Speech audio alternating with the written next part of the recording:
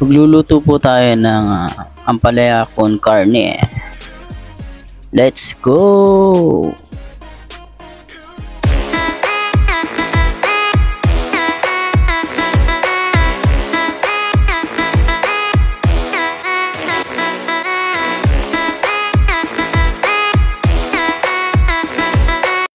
So yun, ang kailangan natin ay ampalaya, karne ng baboy, oyster sauce, toyo, harina, pampalasa, asin, tubig, bawang at sibuyas. Right. Yan, umpisahan muna natin ang pag-iwa sa ating ampalaya. Slice natin siya ng maninipis. Iwain na natin sa gitna.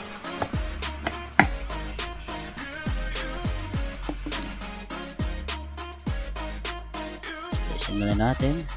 Hindi naalisin natin yung nasa gitna. Ayusin natin yung puti.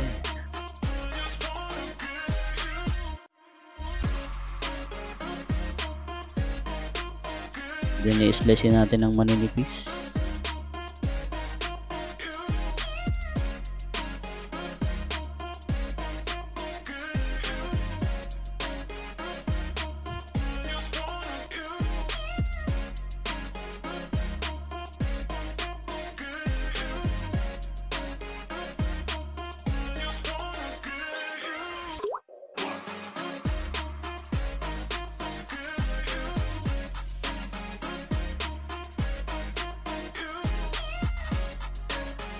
Yan, pag natapos na natin siyang slicing ng maninipis, nalagyan na natin ngayon siya ng asin. Lagyan natin siya ng asin para ating ipigaan ng asin ang ating ampalaya para hindi siya ganun kapait.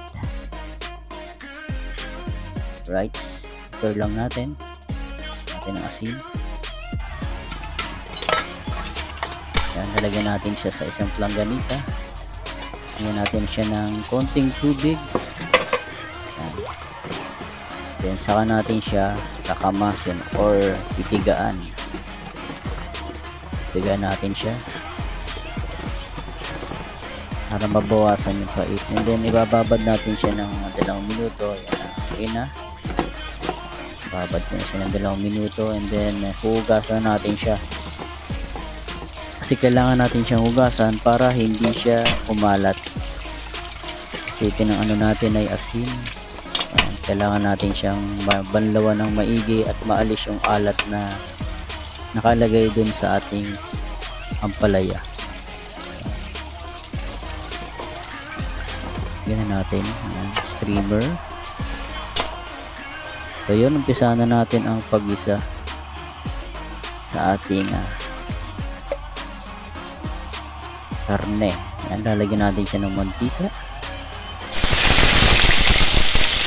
Lagyan na natin yung ating karne. Sangkutsayin natin siya.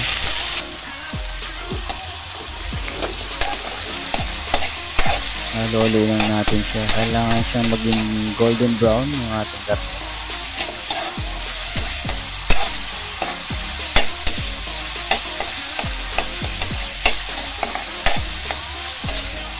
Sasangkot siya natin siya.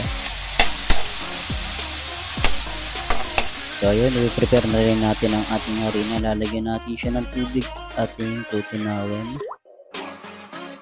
Kaya tayo may harina para lumapot yung ating sabaw. Yan, tunawin lang natin siya. And then yan, yung ating karne ay asang babalagan na yan, nagiging kulay brown na siya, golden brown na siya. So okay na siya. And then lalagyan na natin yung ating bawang at sibuyas. So hindi ko sinasabay, hindi ko inuuna yung bawang kasi para hindi siya ganun ka masyadong masunog yung bawang. Tendency papait siya. So yun, inuna muna natin yung ating karne.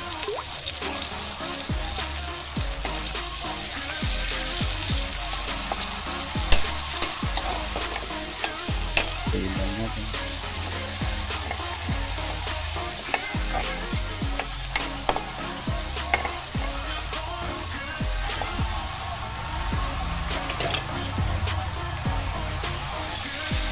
Lalagyan na rin natin ang ating ampalaya.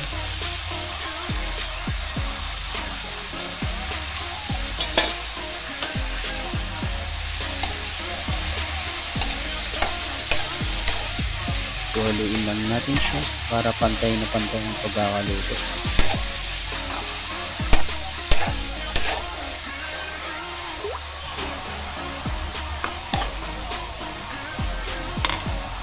Ganyan. Lalagyan na natin ang ating oyster sauce.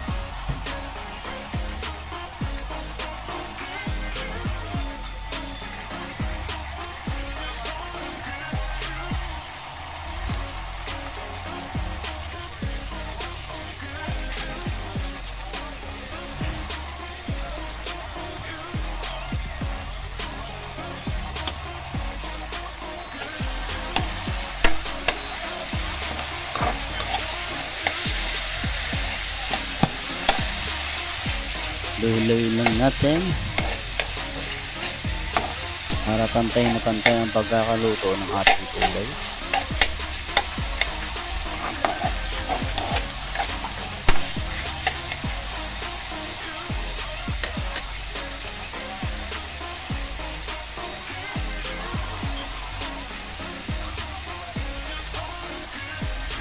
So yan, lalagyan na rin natin ng toyo na siyang magiging pampaalat natin, pampalasa natin sa ating ampalaya. Tuwin lang natin para pantay na pantay siya.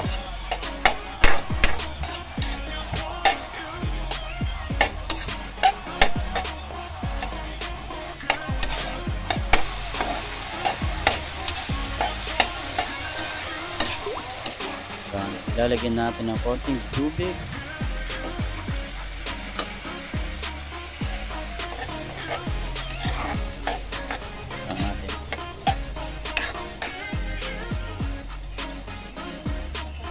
Lalagyan na natin ang ating harina, tinunaw na harina. Siya magiging pang palapot natin sa ating baon.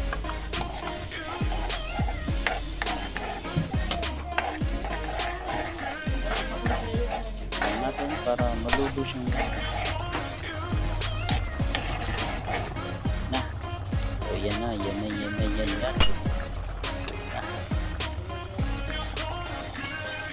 Yun, no? Ay, pwede. Yan. Naluto na yung ating ampalaya con carne. May daily version. So, ipiprepare na natin at tayo kain ng mga lods. Yun, no? So, yan ang ating finished product. Kainan na. Thank you for watching. Bye-bye.